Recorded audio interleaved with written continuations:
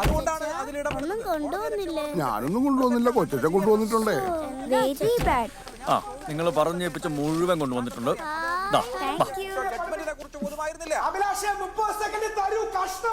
എന്താ അഭിലാഷേ കൊടുക്കണ്ട മോനെ അഭിലാഷേ? ആ വെറും 30 സെക്കൻഡ് അല്ലേ, കൊടുക്കണ്ട അഭിലാഷേ. കുളിക്കാൻ ചൂടുവെള്ളം എന്റെ അഭിലാഷത്ത് കൊടുക്കുന്നേ.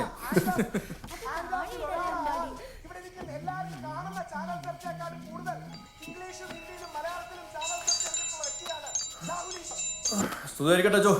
എവിടാ കൂട്ടി കേറിയോ? ആ കേറി 3-4 പാട്ടുകൾ നോക്കാനുണ്ട്. അടുത്ത ആഴ്ച ഒരു ഭക്തിഗാനം വളയണ്ടേ കൊളമാവില്. കൊളമാവിലോ? കൊളമാക്കല്ലേ, നല്ല ഇടിയന്മാരുള്ള സ്ഥലവാ. ഈ ചളു പഠിക്കാനാണോ അച്ഛൻ എന്നെ വിളിച്ചത്? അല്ലടാ, നീ അന്ന് കൊയർ പഠിപ്പിക്കാൻ വന്നപ്പോ എന്റെ ഒരു പരിചയക്കാരൻ കൊച്ചച്ഛൻ ഫാദർ ജെയ്സനെ കണ്ടില്ലായിരുന്നു? ആ അച്ഛന്റെ ഇടവക്കാരൻ ഒരുത്തൻ ഏതാണ്ട് കൊള്ളാവുന്ന ഒരു TV ചാനലിലെ പ്രോഗ്രാം ഡയറക്ടറാണെന്ന്. അവിടെ ഒരു പാട്ട് പരിപാടി അവർ ഉടൻ തുടങ്ങുന്നുണ്ടത്രേ. പ്രതീഷ് എന്ന അവന്റെ പേര്. നമ്പർ ഞാനിപ്പോ വാട്സാപ്പിൽ അയച്ചേക്കാം. എന്നാ ഏതെന്നൊക്കെ ചോദിച്ച് മനസ്സിലാക്കി നാളെ അവിടെ പോണം. ഏറ്റല്ലോ? ഓ ശരി, ഏറ്റു.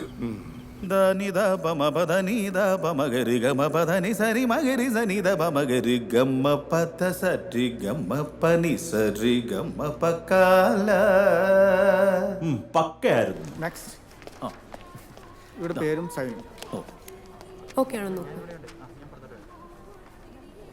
ഈ പ്രോഗ്രാം പ്രൊഡ്യൂസർ പ്രതീഷ് അകത്ത് കൺസോളുണ്ട്. സർ കണ്ടസ്റ്റന്റ് ആണോ? അതെ.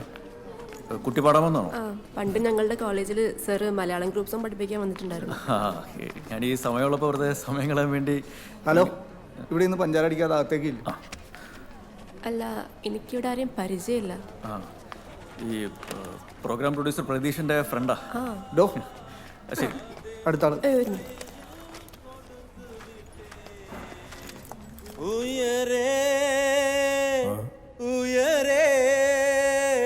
അനീഷേ സർ, ഇത് ഉയരെ അല്ല ഉയരെയാണ്. ഉയര് പോകുമ്പോഴാണ് നമ്മൾ മേപ്പോട്ട് കാണിക്കേണ്ടത്. ലിറിക്സ് പോലും പഠിക്കാതെ ഇവനൊക്കെ പാടാൻ വന്നിരിക്കുന്നത്. സോറി പ്രതീഷ്. യെസ്, പ്രതീഷാണ്. ഞാൻ ഫാദർ ജെയ്സൺ പറഞ്ഞിട്ട് വന്നതാ. ഒരു കൃഷ്ണനുണ്ണി. അതെ. പക്ഷെ ഫാദർ ഒരാളുടെ കാര്യം മാത്രം പറഞ്ഞോളൂല്ലോ. ഞാൻ ഒരാളേ ഉള്ളൂ. ഈ കൃഷ്ണനും ഉണ്ണിയും ഞാൻ തന്നെ. അപ്പൊ ഈ കൃഷ്ണനുണ്ണിയാ? അല്ല, ഞാൻ പാടാൻ വേണ്ടി വന്നതാ. പിന്നെ പ്രതീഷ് സർ ബെസ്റ്റ് ഫ്രണ്ടാന്ന് പറഞ്ഞപ്പോ പരിചയപ്പെടാലോ എന്ന് വിചാരിച്ചു. ഈ ബെസ്റ്റ് ഫ്രണ്ട് ഒന്നല്ല, ജസ്റ്റ് ഫ്രണ്ട്സ് ആണെന്ന് ജസ്റ്റ് ഒന്ന് താൻ എന്റെ ഫ്രണ്ട് ആയത് എപ്പോഴാണ്? അത് ഈ ഫ്ലോയിൽ ഇങ്ങനെ കാഷ്വൽ ആയിട്ട് ഉരുളുണ്ട്. അപ്പോൾ ഞാൻ ടാഗ് എടുത്ത് തരാം. നെക്സ്റ്റ് തന്നെ വിളിപ്പിച്ച് കഴിഞ്ഞാൽ പടം റെഡി അല്ലേ? അടുത്ത് തന്നെ വിളിക്കാം.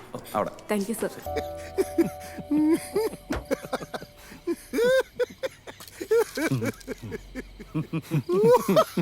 എന്താടോ ദാമോദര, ഇവൻ വലിയ പാട്ട് പരിപാടിയിലൊക്കെ ഓഡീഷനൊക്കെ പാസ്സായി ജഡ്ജിമാരൊക്കെ എണീറ്റ് കൈയടിപ്പിച്ചിട്ട് വന്നിരിക്കല്ലേ? എണീറ്റൊന്നും നിന്നില്ല, ഇഷ്ടമായെന്ന് ഇങ്ങനെ കാണിച്ചു. അതൊരു പച്ചക്കൊടികളാ. രുക്കുവേടത്തിൽ പറയുന്ന പോലെ ഭാവിയിൽ ഒരു യേശുദാസാകാനുള്ള പച്ചക്കൊടി. എനിക്ക് എല്ലാവരോടും ഒരു കാര്യം ചോദിക്കാനുണ്ട്. അതായത് ഇവനിപ്പം ഈ റിയൽ എസ്റ്റേറ്റ് പരിപാടിയിലേക്ക് കയറി കഴിഞ്ഞ സ്ഥിതിക്ക് റിയാലിറ്റി ഷോ എന്തോ ആവട്ടെടാ, ഇനിയും ആ പ്രൊഡ്യൂസറുടെ ഡ്രൈവറായിട്ട് പോകണം. ഈ പാട്ടിൽ തന്നെ ശ്രദ്ധ കേന്ദ്രീകരിച്ചാൽ പോരെ? ഈ സംവിധായകരെയൊക്കെ പരിചയപ്പെടുത്തും, സിനിമയിൽ പാട്ട് പാടിക്കുമെന്നൊക്കെ പറഞ്ഞിട്ട് ഇതുവരെ വല്ലതും നടന്നു? അതെ, എൻ്റെ അഭിപ്രായം അത് തന്നെയാണ്. അതൊക്കെ ഓരോരുത്തരുടെ ടൈമാന്നേ. അങ്ങേരുടെ കൂടെ നടന്ന് 2 വർഷം കൊണ്ടുണ്ടാക്കിയ ബന്ധങ്ങൾ വെച്ച് ഞാൻ സിനിമയിൽ അറിയപ്പെടുന്ന ഒരു പ്രൊഡക്ഷൻ കൺട്രോളർ ആയില്ലേ? നീ തൽക്കാലം പാട്ടിൽ മാത്രം കോൺസെൻട്രേറ്റ് ചെയ്യുക. ഇതെങ്ങാനും ക്ലിക്കായാലേ ലൈഫ് ജിങ്കാലാലയാ. എന്ന് പറഞ്ഞാൽ എങ്ങനെ? സാറ് പറഞ്ഞ പോലെയൊക്കെ ചെയ്തു. എന്റെ സമയം തെളിയാതിരുന്ന ഇപ്പോൾ സാറിന്റെ കുഴപ്പമായോ? എടുപിടിന്ന് അവിടെ നിന്നിട്ട് പോരാൻ പറ്റിയല്ലോ, അത് ശരിയുമല്ല.